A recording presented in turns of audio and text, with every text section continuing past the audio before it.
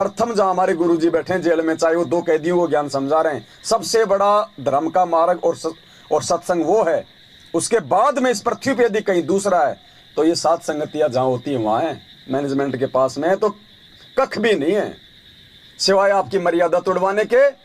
सत्संग में बुलाते हैं, अरे बताओ बिना भंडारे के सत्संग होता है क्या? नहीं। दान पात्र की पेटी जरूर मिलेगी, पता है ना, खाएंगे तो खर्चा होगा, सूखा दान डाल दो और अब जाके अपने घर पे खाओ।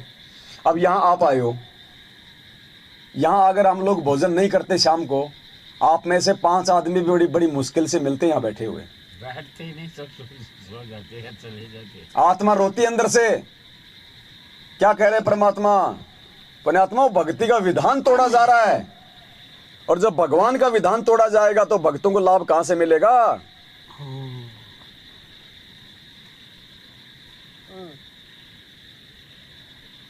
क्या कह रहे हैं गुरुजी? ध्यान से सुनो, बिना भंडारे के तो सत्संग शुरू भी नहीं होता। और इन्होंने 7 साल से तुम्हारे को भूखा मार मार के, दान ले लेकर तुम्हारी चाय बिस्कुट पे रखा दिया। आत्मा खींच गया। अनभोगे बाजीद फरीदा, अनबिन कमल न होवे सीधा, जन जब सुन ही को भोजन दीना, दीदार हुए बाजीद यकीना, जब प्रकाश तरण का जेरा, अन देव सब माई बडेरा, ब्रह्मा विष्णु महेश्वर ताही, अन की महिमा करत गुसाई, ओम सोहम अन का रसा, अन खाए बिन खंड है श्वासा। ये मंत्र भी आप तभी जप सकते हो जब पेट भरा होगा, पेट में कुछ ना होगा तो यो भी नहीं जप सकते। सांस का मंत्र भी कहते हैं, ओम सोहम अन का रसा, अन खाए बिन खंड है श्वासा। सांस भी टूट जाएंगे आपके, ले नहीं सकते। अन देव सब माही, अन देव सब हन में ऊंचा, सकल योनि में अन ही सूचा, अन ही काया अन ही माया, अन ही सर्वलोक में राया। अच्छे गेहूं हो जाए तो पेट भी भरे, मकान भी बना सकते हैं, ट्रैक्टर भी ले सकते हैं। तो अन ही काया अन ही माया, शरीर भी बचा और धन भी हुआ। अन ही दाता अन ही भुगता, सर्वलोक में अन ही झुकता, अन ही माता अन ही पिता, अन ही मिटत है सब मिथ्या। अन ही प्राण पुरुष आधारम, अन से खोले ब्रह्म द्वारम, अन ही आत्म जीव संगाती, और अन ही पूजा अन ही पाती। अन ही कथा कीर्तन लीला, अन ही की सब होत करीला। अन देव तू सबड़ा दयालम, अन से टूटे जम के जालम, अन देव तू देव कुर्बानी जाऊं, अन की महिमा कहाँ लग गाऊं। अब सुनना, परमात्मा कहते हैं बिना भंडारे के तो कथा शुरू भी नहीं हो सकती। अब देखा ना कि अन ही आत्म जीव संगाती, अन ही पूजा अन ही पाती। ये भंडारा जो होता है वो भी अन्न से ही होता है। 10 भगत जन आए हैं, समय पर रोटी मिल गई, चाय पानी मिल गई, बैठ के कथा सुन रहे हैं। अगर पेट में कूतरू लौटते हो तो कथा भी 100 कोस जावा नहीं, चिंता रहे मन मर गया भूखा। तो कहते हैं अन्न ही की सब कुछ होत करीला, अन्न ही कथा कीर्तन लीला, अन्न ही की सब होत करीला। अब बताओ, 4 बिस्कुट और 1 गिलास छोटा सा, वो भी चाय का, शायद दोबारा नहीं देते होंगे, मेरे को तो पता नहीं। बताओ कैसे हम वहां पे सत्संग सुन लेंगे? दोनों बिस्कुट ही कौन डूबे, वो भी सत्संग खत्म होने के बाद। भगत जी ऐसे मत करो, देखो हम लोग माटी के भगत जी, हम पुतले हैं। आप भी तो पहले जाया करते थे, वो कोई नए है क्या उनको भगत जी? जब तक नहीं पता है, जब तक अनजान है, तब तक भगत जी चाहे हमें को जहर दे दे। जब देखो जीव को जब सच्चाई का पता चल जाएगा फिर गलती करेगा ना, फिर परमात्मा माफ नहीं करता। अनजाने में तो हम भी उन मैनेजमेंट वालों के साथ में थे, एक दूसरे को भगत जी हम क्या दोष दें? हम बांटते थे, है भाई, तो पुस्तकें बांट के आए हैं, सब सारे काम भी तो वहीं से आए हैं भगत जी। कहने का मतलब एक दूसरे को नहीं, एक दूसरे पे ऐसे नहीं भगत जी, अपन भी वहीं से आ रहे हैं, सभी वहीं से आ रहे हैं। अब वो आए हैं, भगवान ने उन पे दया बख्शी है, तो धीरे धीरे समझ में आएगी। अब 4 को और समझाएंगे, तो ऐसा ही होता है, धीरे धीरे हम सब लोग ऐसे निकल के आए हैं। गलती किससे नहीं होती? गलती किससे नहीं होती बता? सबसे ही हो रही है गलती तो। मालिक को पता ना, जीव है, काल मर्यादा में रहने थोड़ी देता है, लेकिन ठोकर लग के समझ जाए वो भी उसका भी भाग्य है। इंसान ही है। दास को भी कोऑर्डिनेटर ही बना रखा था। बताओ, इनको तो कोऑर्डिनेटर बना रखा था, मेरे को नामदान केंद्र का संचालक बना रखा था। बड़े बड़े मोटे मोटे को खींच के लाया ना परमात्मा। अब देखो पुण्यात्माओं, आप लोगों के द्वारा दिया गया दान, वो ही गाड़ियां खरीद रहा है मैनेजमेंट।